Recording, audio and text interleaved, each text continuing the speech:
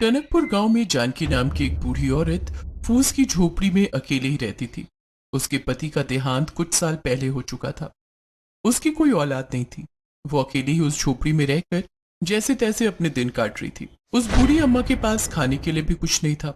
कभी कभार गांव के कुछ लोग उसे खाना दे दिया करते थे और कई बार वो खाली पेट ही खाना खाकर सो जाया करती थी। एक रोज वो अपने आंगन में लगे नारियल पेड़ की छांव में बैठी हुई अपने भाग्य को कोसते हुए रो रही थी। हे भगवान, ये कैसी जिंदगी दी है तूने मुझे भागन को। पहले सारी जिंदगी औलाद के लिए तरसती रही और अब इस बुढ़ापे में अकेले रहकर भूखे पेट जिंदगी काट रही हूँ।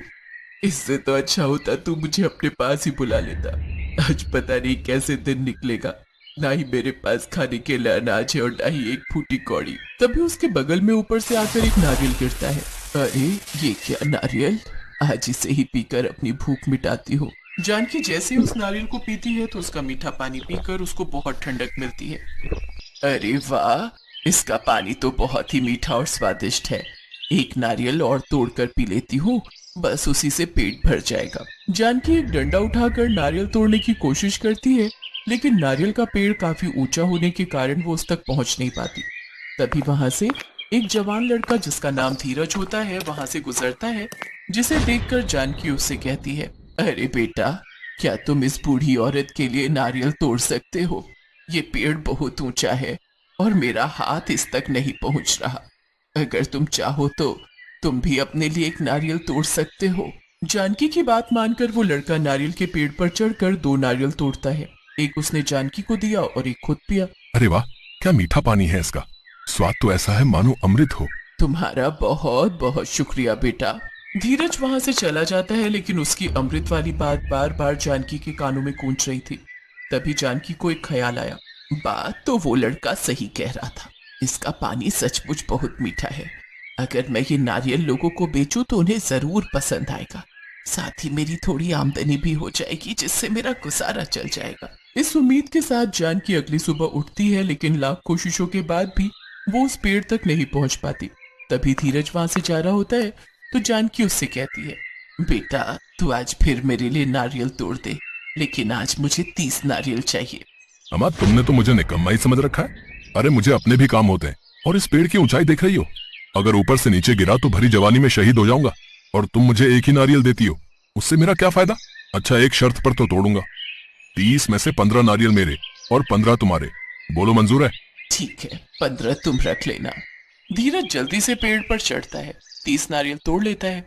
वो अपने 15 नारियल लेकर चला जाता है। जानकी अपने नारियल उठाकर सड़क किनारे बेचने बैठ जाती है। तभी एक बड़ी सी गाड़ी से 6 लड़के उतरते हैं। अम्मा, 6 नारियल देना। हाँ बेटा, ये लो। अरे वाह, नारियल पानी तो बहुत मीठा है। सचमुच, ये तो सच में बड़ा ही स्वादिष्ट है। अम्मा, एक एक हम सबको और दे दो। वाह भाई वाह, मजा आ गया। ये लो अम्मा, आपके पूरे 600 रुपए। उस दिन जानकी ने कई महीनों बाद एक साथ इतने रुपए देखे थे।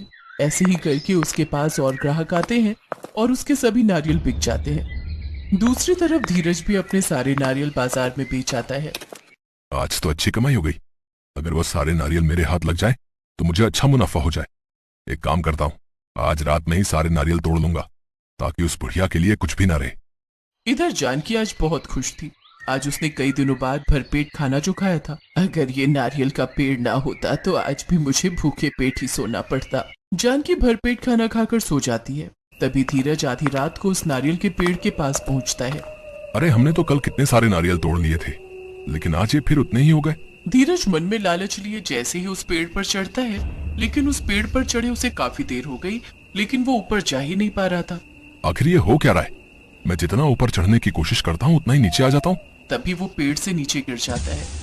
नीचे गिरने के बाद वो पास में रखा एक बड़ा सा डंडा उठाता है और उससे नारियल तोड़ता है। कुछ ही देर में वो ढेर सारे नारियल तोड़कर बोरी में भर लेता है और उन्हें घर लेकर जाता है।